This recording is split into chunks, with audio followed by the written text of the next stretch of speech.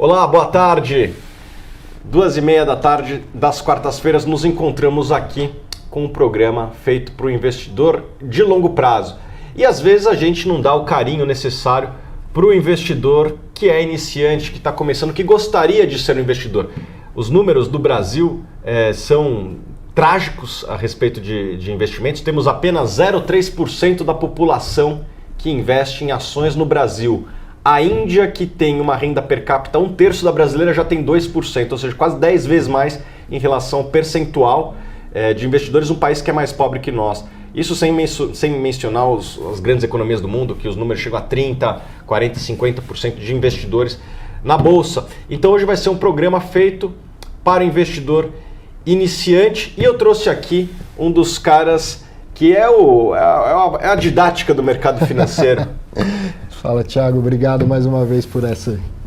Professor Arthur Vieira de Moraes, que tem também tem 2 programas aqui no Infomoney, né, Arthur? Programas. Daqui a pouco, hoje ainda o programa F5, que fala sobre inovação, e às sextas-feiras o programa Fundos Imobiliários, que trata dessa classe de ativos que você gosta muito também, né? Para quem não conhece, o Arthur, ele é uma referência didática, ele é professor de várias instituições aqui do Infomoney, da B3, da onde mais, Arthur?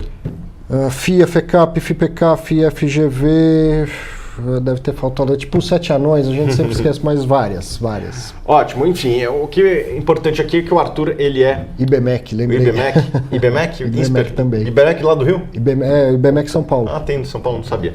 Bacana, então estamos aqui do lado de um professor e nada melhor do que um professor para orientar aqui os investidores iniciantes. Então a gente vai fazer aqui uma série de 10 dicas para o investidor iniciante. A gente preparou aqui dicas que nós gostaríamos de ouvir caso estivéssemos na figura do investidor iniciante. Então vamos lá, Arthur, a gente elencou 10 e vamos fazer um bate-bola. Eu vou começar. A primeira, obviamente, é zerar as dívidas. Não seja um investidor se você tem dívidas, zere suas dívidas. E por que zerar as dívidas é importante? Porque as taxas de juros que se cobram do consumidor no Brasil são extremamente elevadas. Vai ali do 1,5% do consignado até os 20% dos juros do cartão de crédito, isso sem falar nas agiotagens que existem por aí. Ou seja, a taxa de juros é extremamente elevada para o consumidor e é uma taxa de juros que dificilmente você vai conseguir replicar nos seus investimentos. Então, se você toma a 1,5%, talvez você até consiga aplicar, mas você vai estar correndo um risco, né? E obviamente a gente não quer trazer isso para o investidor. Então, se você quer ser um investidor, antes de tudo, você precisa zerar as suas dívidas para depois poder pensar em se tornar um investidor. Devendo, ninguém tem muita clareza para ficar fazendo planejamento, né? A gente gasta muito tempo com as dívidas. O segundo, e tem a ver com o primeiro, é a poupança do verbo poupar. Precisa guardar dinheiro. Eu tenho certeza que o Thiago concorda comigo. O que te deixa rico não é o que você ganha, é o que você guarda. Não muda nada se eu ganhar 50 mil por mês e gastar 51, eu empobreço. Se eu ganhar 3 mil por mês e conseguir guardar 300, eu enriqueço. E aí o que a gente vai falar em seguida é da multiplicação daquilo que eu guardei. Mas o hábito de poupar é importantíssimo. Tem um exemplo que eu gosto muito, Thiago, que é do FGTS. Que é até um absurdo chamar isso de investimento, porque rende 3% ao ano, é ridículo. Mas o que acontece? As pessoas são obrigadas a poupar, quem tem carteira assinada, obrigatoriamente ele poupa 8% e vai parar num péssimo investimento que é o FGTS. Quantas pessoas não juntam quantias relevantes para comprar um imóvel ou pagar boa parte de um imóvel? Ou seja, o ato de poupar é importantíssimo. E se a gente faz quando é obrigado via FGTS, é capaz de fazer também tendo disciplina para isso e aí investindo em coisas muito melhores, né? E no que não faltam são exemplos de pessoas de origem simples que obtiveram sucesso através dos investimentos. Acho que no Brasil o melhor exemplo aí é o nosso amigo Luiz Barsi, né, um dos grandes investidores da Bolsa. Ele começou lá atrás como engraxate. E o seu seguidor, o rei dos ovos, né? E existem também exemplos fora do Brasil, né? Tem, se vocês procurar na internet, tem o zelador que tinha 7 milhões em ações, tinha um funcionário da FedEx, que o cara era entregador e comprava todo mês ações da FedEx. O cara juntou 70 milhões, lógico, foi uma baita empresa de sucesso, né? E tem sempre essas histórias, né, do cara que era pintor lá do Facebook, ganhou umas ações. Se você planta investimento, você colhe patrimônio. É a questão do tempo passar, né? Exato, então é muito importante ter essa consciência. Obviamente, quanto mais poupar, mais você vai poder investir, então trabalhe também para aumentar a sua renda, não pense só em cortar custo, pense também em aumentar a renda. O terceiro ponto aqui seria estudar boas referências. E o que são boas referências, né? Acho que a melhor coisa é você estudar aqueles que tiveram sucesso. Então, você quer investir na bolsa? Estude aqueles que tiveram sucesso. É só você ir na lista da Forbes ali e vai ver uma série de nomes. Leia o que existem a respeito dessas pessoas. O que não faltam são materiais, né? O Warren Buffett deve ter uns 70 livros a respeito da vida dele, deve rivalizar com Napoleão, a quantidade de biografias que existem a respeito do Warren Buffett. Então o Warren Buffett é um deles, mas existem série de outros investidores, a gente pode nomear alguns aqui, o Charlie Munger, no Brasil, o Luiz Barsi. Não faltam conteúdos a respeito desses caras, tem entrevistas no YouTube. Estude, mas estude aqueles que deram certo, e você vai ver algumas características incomuns entre eles. E agora a gente vai para o próximo ponto, que é evite abordagens especulativas, que tem um pouco a ver com o que eu disse anteriormente. Na hora que você estuda as referências de mercado, você vai ver que existem algumas características incomuns entre esses investidores. Então, o Luiz Alves Paes de Barros no Brasil, o Luiz Barsi no Brasil, Warren Buffett e o Charlie Munger, que são talvez os maiores investidores de cada país, o que eles têm em comum? É lógico que cada um tem um pouco a sua abordagem, tem o seu tempero, mas são basicamente investidores de longo prazo que seguiram esse conselho da altura, a linha, né? São pessoas que poupam bastante do que ganham e foram reaplicando esse dinheiro em ações com uma abordagem de longo prazo. Essas pessoas são os maiores acionistas hoje da Apple, no Brasil são da Comgás, da Klabin, do Banco do Brasil. Então são pessoas que compraram aí empresas que são lucrativas com uma visão de longo prazo. Essas são as minhas sugestões, mas você pode ir lá na lista da Forbes e ver quem deu certo. Eu sugiro que você comece estudando as pessoas que deram certo. E isso, né? Nenhum deles falou, vou ficar rico amanhã, né? Exatamente. Foi formando patrimônio ao longo do prazo. Exato. Então, se você for pegar a lista da Forbes dos maiores investidores, você vai ver uma das características em comuns entre eles é que ou eles têm cabelos brancos ou eles estão ficando como eu, sem cabelo. Então, é fruto da idade, né? Os juros compostos, eles ganham tração conforme as décadas vão passando. Não é coincidência que as maiores fortunas pertencem também aos investidores que estão há mais tempo na bolsa. Daqui a pouco a gente fala de risco e volta a esse assunto. Um outro ponto que a gente elencou aqui é começar pequeno. Por que começar pequeno? Primeiro porque, eu também vou dizer, você já falou, precisa estudar, precisa se planejar e tal, mas também precisa começar. Porque se ficar só estudando, vira um teórico e não põe o dinheiro para trabalhar. Também você não vai pegar antes de estudar bem e fazer um investimento de uma quantia muito grande, muito relevante. Começa pequeno, o mercado financeiro tem essa facilidade. Você pode comprar uma ação que seja, não vai mudar nada no seu patrimônio, mas vai mudar tudo no seu entendimento sobre o mercado financeiro. Então começa pequeno, vai aumentando aos poucos, até de fato entender, ganhar segurança, porque nos livros, nos artigos acadêmicos, você pode entender toda a teoria, mas a parte mecânica, a prática, como compra, quando que recebe dividendo e tal, só quando começar. Então começa pequeno, vai errando, é o que todo mundo fala nas startups, que é um tema muito falado hoje em dia. Erra pouco, erra bastante, mas erra pequeno e vai consertando seus erros, né? Uhum. Eu dou como exemplo, acho que como tantas coisas na vida, né? O primeiro passo é o mais difícil. Eu fiz uma certa vez o Caminho de Santiago, e são 1 milhão de passos da fronteira da Espanha até chegar em Santiago. E o mais difícil dos passos é o primeiro, né? Porque depois os outros são consequência, né? Então eu acho que para tudo na vida e investimentos não é diferente.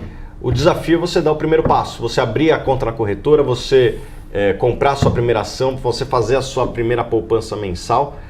Depois o resto, muitas das coisas, elas acabam entrando no hábito e às vezes até vira um prazer, um hobby. Para muitas pessoas investir é um hobby, assim como tem gente que gosta de xadrez, tem gente que gosta de comprar ações. Recentemente saiu na imprensa que a maioria dos acionistas, pessoas físicas do Brasil, são aposentados. pessoas que encontram uma excelente ocupação na sua aposentadoria, de continuar estudando, participando de assembleias, né? É realmente sensacional. Você vira um hábito e um prazer fazer isso. O Arthur falou de um negócio aqui, só para complementar. Os chamados value investors, eles também são confundidos como velho investor, né? Não sei se eu estou brincando. Mas se você for ver, o pessoal que investe com essa abordagem e tal, eles vivem mais do que a média da população. Aí tem o Warren Buffett, está com 80 e poucos anos, 88 anos, fez aí mês passado. Trabalhando ativamente, gerando resultado até hoje. Exato. O Charlie Munger, sócio dele, com 90 e poucos anos. Aqui no Brasil, o Barça vai fazer 80 anos ano que vem, super bem de saúde. Lá fora, alguns velho investors que vieram a falecer, como o Arvin Ken, morreu com, se não me engano, 103, 104 anos. Existem alguns outros velho investors que estão morrendo com idades avançadas. Ou seja, existe a teoria de que a atividade mental, que exige a atividade do investimento, ela também ajuda na longevidade. Um outro ponto importantíssimo que é a reserva de emergência. Você certamente já ouviu falar que quanto maior o risco, maior o retorno esperado. Então o que você vai fazer? Vai direto onde tem mais risco para buscar maior retorno? Claro que não. Tem uma máxima no mercado que quem não tem nada arrisca tudo. Quem tem um pouco arrisca um pouco, né? Então a verdade é que quando a gente fala de risco não é só a questão de se vai subir ou vai cair o preço do seu ativo. Um dos riscos é o risco de liquidez. Vão ter boas aplicações em que eu só posso resgatar depois de 2 anos, por exemplo. Eu só vou ter acesso a isso, eu só deveria chegar nisso, se eu já tenho uma reserva em que eu posso acessar a qualquer momento. Porque imprevistos não são imprevisíveis. A gente tem imprevistos. E eu tenho que ter um dinheiro separado para isso. Esse dinheiro da reserva de emergência vai render muito e me deixar rico? Não. Mas ele existe para que eu tenha acesso aos outros investimentos de maior risco, que esses sim podem multiplicar a minha carteira. Então ninguém tem um único perfil, ninguém é só arrojado ou só conservador. Uma parte do seu patrimônio você precisa conservar, e o que conserva são os investimentos conservadores. Depois que você tem essa reservinha aqui, aí você vai para os investimentos de mais risco. O 7º ponto é a atenção às taxas e tributos, né? A indústria financeira é cheia de produtos, existem centenas de produtos possíveis, milhares, né? Se você for, talvez centenas de verticais e milhares e milhões de alternativas dentro. 300 ações, 160 fundos imobiliários, assim por diante. Fundos, são 14 mil fundos no Brasil. Então, só aí a gente já vê milhares de opções, né? E várias delas têm taxas elevadas, né? Taxa de administração, taxa de performance. Esse é um conselho que eu dou para você. Fuja como o diabo foge da cruz, fuja das taxas.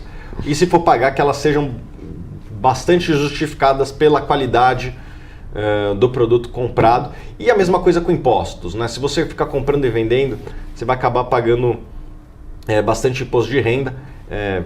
Existem vários estudos que se você comprar uma ação e vender todo ano e pagar os 15%, lá na frente você vai ter, obviamente, muito menos patrimônio.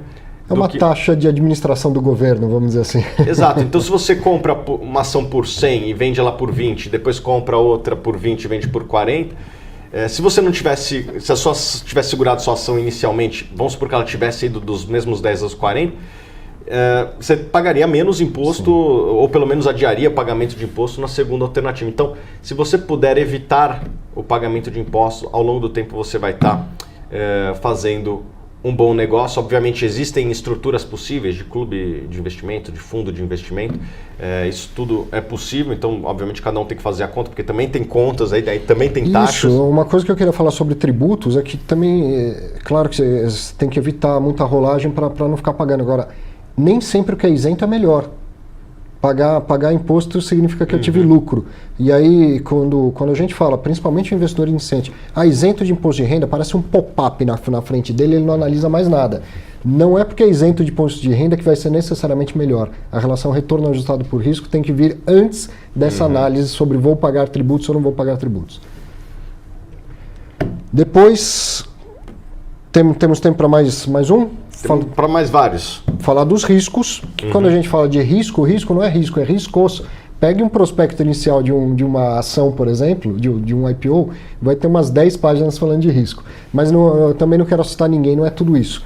3 riscos principais que todo mundo deveria prestar atenção. Na renda fixa, o risco de crédito, que é o risco de tomar um calote. Quando eu faço um investimento de renda fixa, eu emprestei dinheiro para alguém. Esse alguém pode não me pagar nem tudo, ou parte ou tudo. Risco de crédito. Outro, risco de mercado. Preços oscilam, inclusive na renda fixa. O que é fixo na renda fixa é a renda, não o preço. Se preços oscilam, há risco de mercado. Entenda essa relação, renda variável, renda fixa, os preços sempre oscilam. E um outro importantíssimo que é o risco de liquidez. Quanto tempo leva para os meus ativos virarem dinheiro? Então, se eu tiver uma reservinha de emergência, eu posso tomar risco de liquidez em outros ativos. Se não, primeiro a reserva de emergência, que é aquela que eu vira dinheiro em D mais 0 ou D mais 1. Né? E sempre importante olhar para os riscos. Retornos ajustados por risco.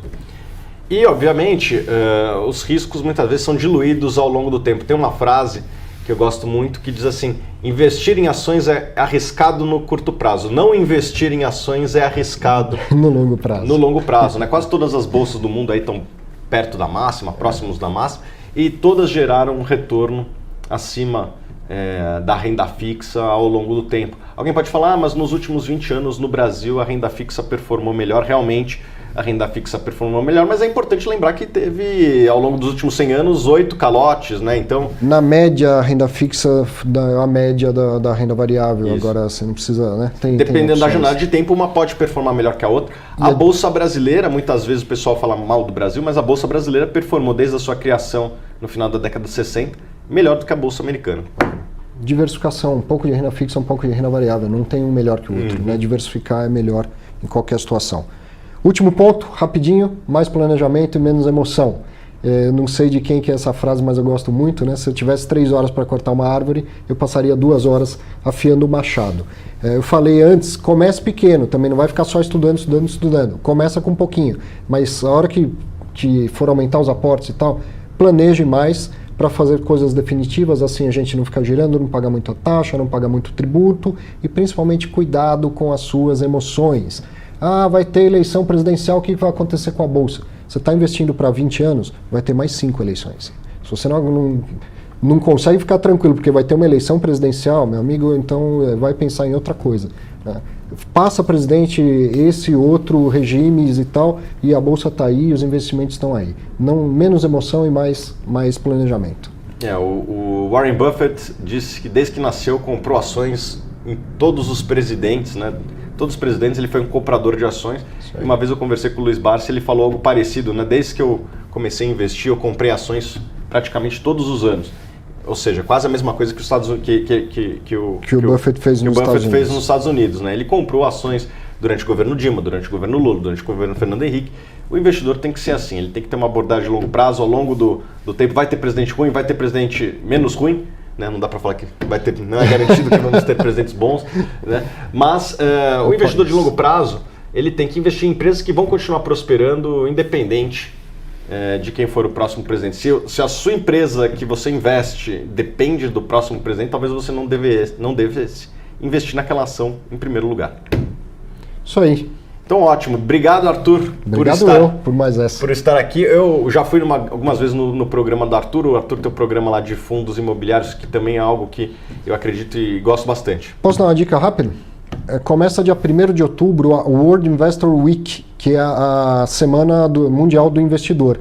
Como diz o nome, é um evento no mundo inteiro coordenado pela IOSCO, que é a organização de todas as CVMs dos reguladores de mercado de capitais. Então esse evento é gratuito, aqui no Brasil vão ter várias iniciativas. Eu vou participar pela B3, vai ter uma programação extensa e gratuita, procure no site da B3 a partir do dia 1º de outubro. E eu especificamente dia 1º de outubro, 19 horas, lá na B3 Educação. E a última vez que eu fui no programa do Arthur foi quando batemos recorde, né? Passamos de 100 mil, e eu vou me convidar para quando bater 200 mil investidores em fundos imobiliários, eu vou invadir seu programa. Fechado, vai ser em breve. Beleza? Valeu. Valeu, pessoal. Tchau, tchau. Bons negócios para você e até quarta que vem.